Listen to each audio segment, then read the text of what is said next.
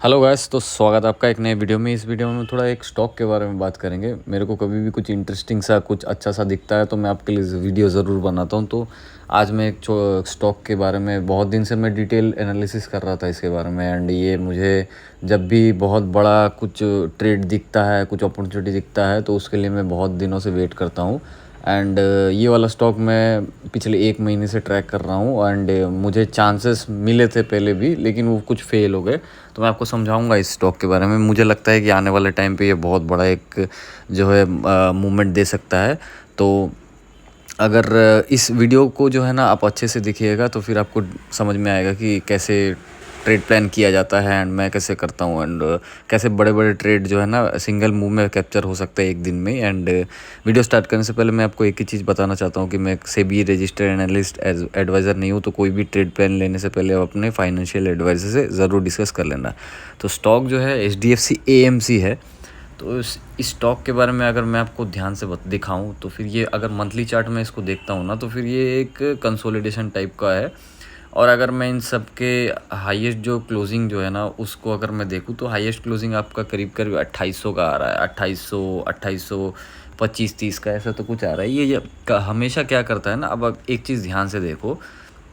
Last time ये 2825 किस महीने में आया था? ये अराउंड 1 जुलाई को आया था 2025, मतलब लास्ट ईयर में। कोई ना कोई आदमी, इस चीज़ को आप ध्यान से समझो आप, कोई ना कोई आदमी ने ना इधर पे लास्ट ईयर ख़रीदा होगा ही होगा कि जिसने ये सोचा होगा कि ये ब्रेकआउट हो रहा है नॉल। तो 2800 2850 पे लेके उसने जो है 2200 तक भी देखा होगा। ठीक है, ऐसा भी हुआ होगा कि कोई वहाँ पर लेके नीचे लॉस बुक किया होगा, मतलब उसको अभी तक अपना एग्ज़िट प्राइस नहीं मिला है। ठीक है, उसके बाद फिर ये क्या करता है ना, 2800 एक बार क्रॉस करने की कोशिश करता है इस साल फरवरी में, फिर वापस से फेल हो जाता है। ठीक है, फिर ये मल्टीपल टाइम ना 2850 2800 टेस्ट करने की कोशिश करता है on A monthly closing basis. तो ये महीने में एक बार 2800 जाता है, फिर जाके गिर जाता है। तो इसका प्रॉब्लम यही है कि ये ब्रेकआउट नहीं दे पा रहा है।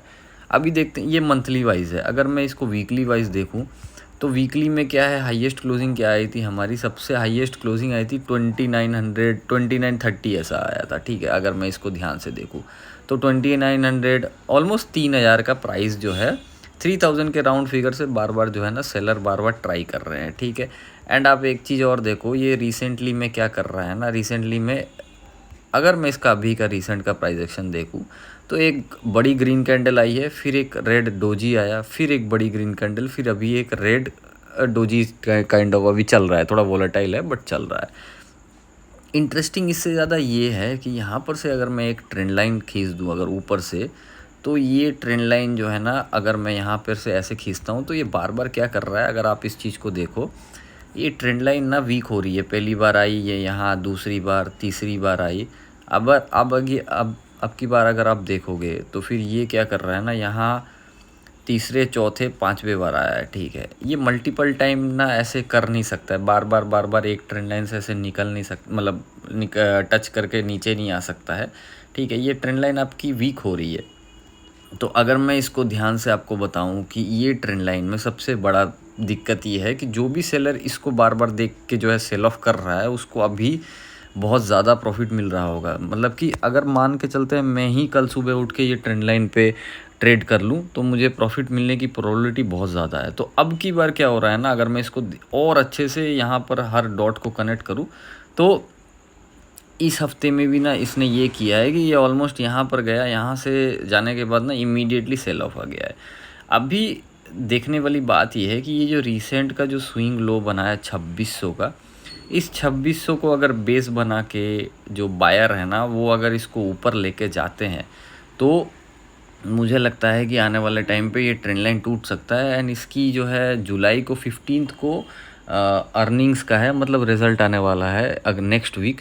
तो मुझे लगता है HDFC AMC अगर इस ट्रेंड लाइन के ऊपर निकल जाता है ना, इस 3000 के ऊपर, मुझे लगता है इसने जो रीसेंट लो लगाया था, इसने जो रीसेंट लो लगाया था करीब करीब 2200 का, तो 2200 से 3000 करीब करीब 800 पॉइंट आ रहा है। तो मुझे 3800 दिख रहा है यहाँ से ईज़िली। मुझे 3000 से 2800 से ऑलमोस्ट 3500 3800 यहाँ दिख रहा है। तो अगर ये 3800 अगर नहीं भी जाता है 3500 तो जाएगा, अगर 3500 भी नहीं जाए तो 3300 तो जाएगा। तो मुझे यहाँ से लग रहा है कि एक नया फॉर्मेशन हो सकता है।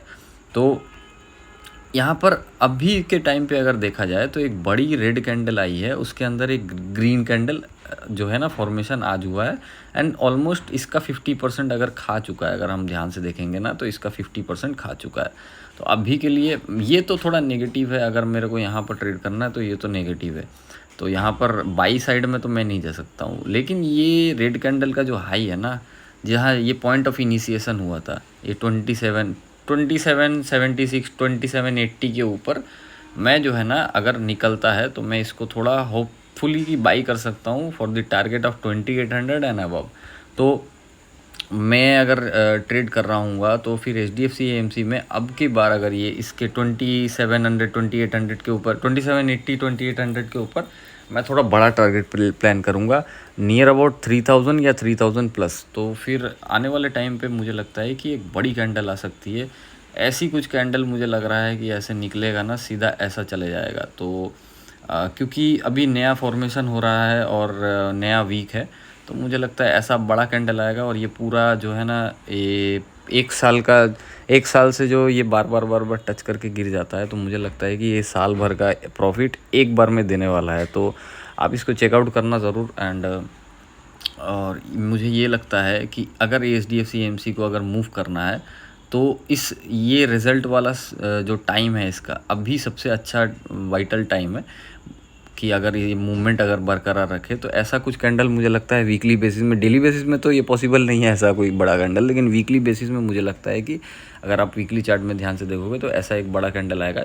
ऐसा भी हो सकता है कि स्पाइक लगा के नीचे आ जाए, बट ये 3000 तो क्रॉस करने के लिए मुझे लग रहा है कि वेट कर रहा है। और अगर इसको ये वाला जो कैंडल है अभी रेड कैंडल, अगर ये थोड़ा सा ऊपर जाके 2770 2780 इस पे अगर चले जाए ना तो एक डोजी होगा।